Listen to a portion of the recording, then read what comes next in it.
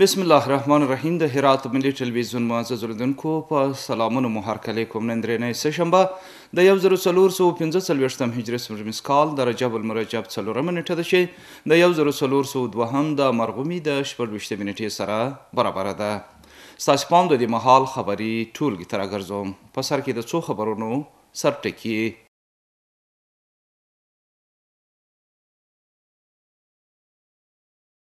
د انصار دارالعلوم څخه د 200 تنو فارغېدل، په دې شمیره کې 50 تنه خویندې شاملې دي.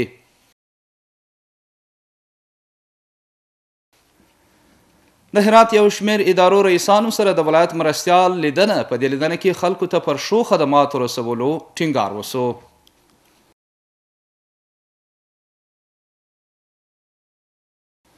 او د پاسپورت امریت له لوري د پاسپورت د ویش د شمیرو زیاتول. دغه مسؤلان وایي هره ورځ 1000 څخه تر 1500 ټوکه پاسپورتونه خلکو ته ورکوي. او اوس هم پام وکړئ بشپړ خبرونو ته. 200 تنه د انصار دارالعلوم څخه د تخصصي فقه، نبوي حدیثونو او د قرائت برخو څخه فارغ سوه. د انصار دارالعلوم د فرهنګي څانګې مسؤل محمد افضل محمدي وایي دغه 12 پړاو فراغت په ترڅ کې 150 تنه نارینه او 50 تنه خویندې شامل دي.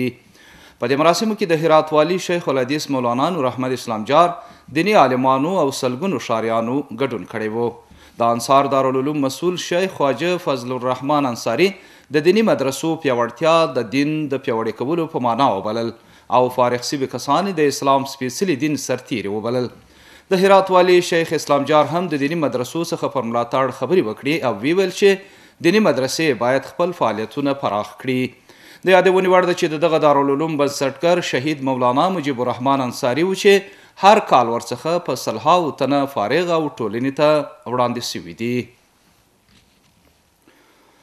د ولایت سرپرست مرستیال مهاجر فراهي د خپل کار په دفتر کې د هرات مستوفي د ترافیکو مدیر، د افغانستان بانک او ترانسپورت استازو سره لیدنه وکړه.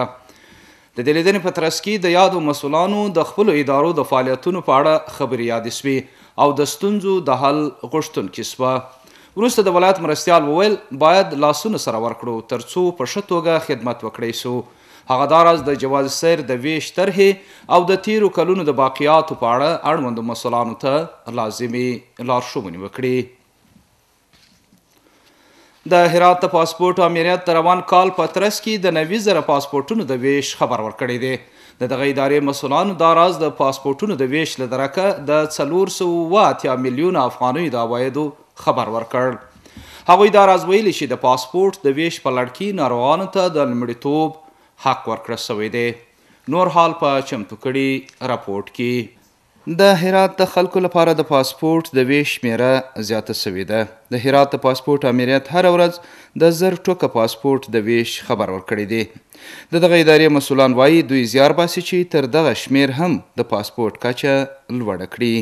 الان اعمالا 1000 آنلاین توزیع داریم. از این به بعد هفته نو انشالله امید است که 1500 برسه تا به 2000 ما آنلاین توزیع میکنیم. آفلاین غیر از مشکلات و غیر از مریضی دیگه آفلاین ما قطعا انشالله از این بعد به کسی نمیدیم غیر از آنلاین. هر کس که به پاسپورت مراجعه میکنه باید بر فرم آنلاین خود ثبت نام کنه و بیایه. و آن سایت آنلاین تقریبا ما اداره مسئولین خود گپ زدیم. مسئولین چیزی که به ما گفتن اونا به ما هدایت دادن که سایت خالی شد، باز انشالله پس سایت وا میکنیم. سایت هم انشالله ما امید داریم که تقریبا تا به 2 ماه نهایت سما سایت خالی شه. وقتی که سایت خالی شد و کل مراجعین باز میتونه از اون سایت به خود استفاده کنه و بیای به خود پاسپورت بگیره. 487 میلیون عواید شده بود سال جاری که ما جمع آوری کردیم.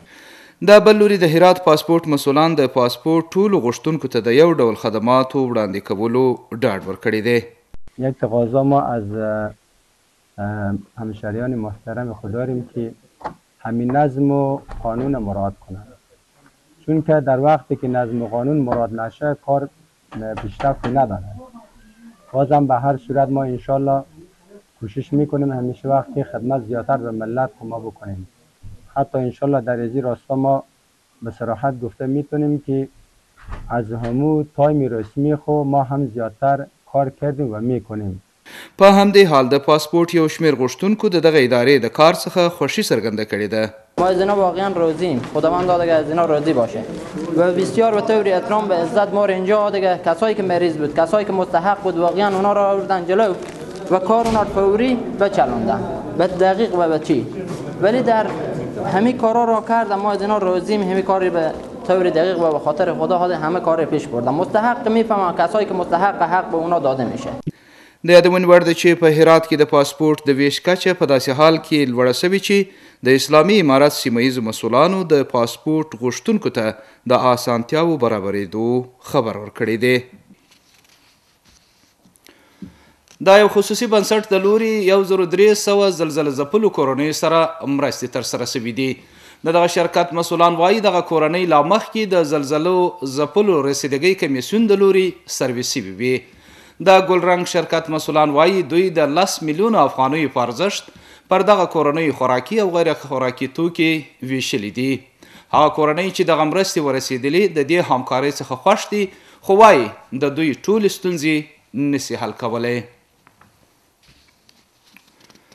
د هرات ولایت د 200 الفاروق الاردو د حمایوي کنډک 160 تنو منصوبینو څخه د ډریورۍ لیسانس عملي ازموینه واخیستل شوه.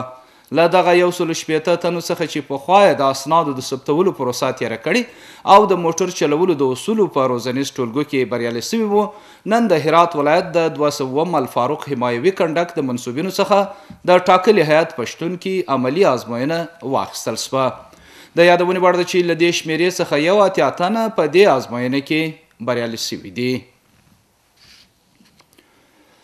د هرات د ګذري ولسوالۍ ښاروالۍ د امام بخاري رحمت الله علیه سړک د 550 مترو بلوار د بیا رغونې چارې پیل کړي دي. د مسؤلانو په وینا د دې پروژې ټول لګښت چې رنګول، د بلوار خاورو ایستل او بیا لوړول پکې شامل دي، نږدې 200,000 افغانۍ یادې شوي چې د دې ښاروالۍ د لوري ورکول کیږي.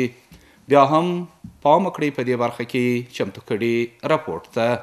د امام بخاري لوی لارې 550 متره بلوار د ګذري ولسوالۍ د ښاروالۍ د لوري جوړیږي. په دې پروژه کې د بلوار رنګول، د خاورې ایستل او د بلوار لوړول شامل دي چې نږدې 200,000 افغانۍ لګښت اخلي چې په 2 میاشتو کې به یې چارې بشپړې شي. ان شاء الله د دغه بلوار موږ ترمیموو او بازسازي کوو. نو دغه پروژه چې د شامل په څو جزئیاتو باندې ده. ارتفاع د بلوار ده چې دا بلوار ان شاء الله موږ ارتفاع ورکوو، او بل رنګامیزي د بلوار ده چې ان شاء الله د دې په ښه سیستم باندې موږ رنګوو، او دریم تعویض د خاورو یې دی چې خاورې عوضوو، بیا پر دې باندې چمنکاري او ګلکاري کوو. د ګذري ولسوالۍ ښاروال دا راز د دې ولسوالۍ د اوسیدونکو د ښه همکارۍ خبره کړې ده.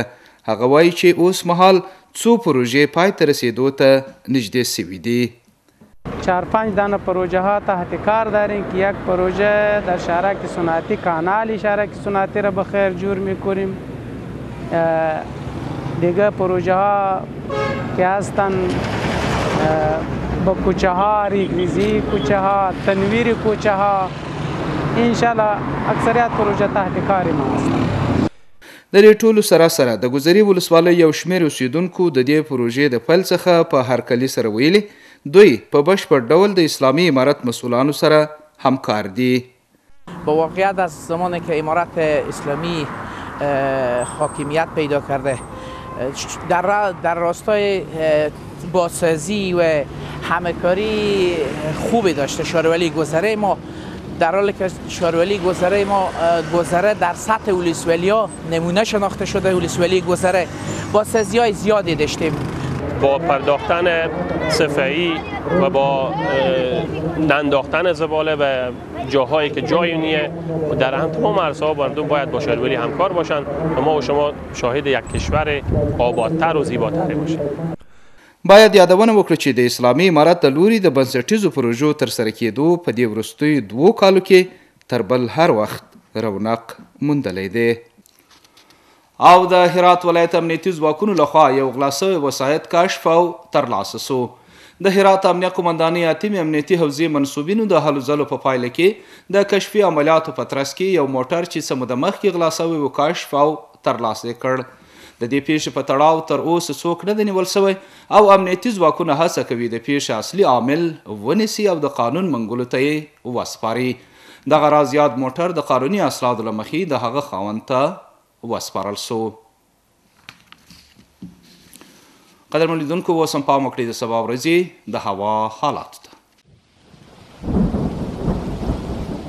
د لوی سشتن تالا په نامه ګرانو لیدونکو د ما سلامونه ومنئ، شپه مو په خیر. اوس هم پاملرنه وکړئ د سبا ورځې د هوا اټکل. چهارشنبه هرات ښار لمر الوره درجه 14 تیته شپاش، غوریان لمر الوره درجه 14 تیته 15، کراخ لمر الوره درجه 9 تیته 1 او پشتون زرغان لمر الوره درجه 14 تیته 4. محترم لیدونکو دا خبرونه اوس هم په پای کې یو ځل بیا د څو خبرونو سرټکي.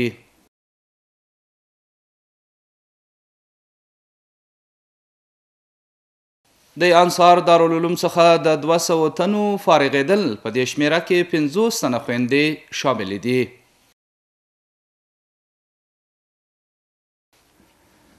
د هرات یو شمېر ادارو رئیسانو سره د ولایت مرستیال لیدنه، په دې لیدنه کې خلکو ته پر ښو خدماتو رسولو ټینګار وسو.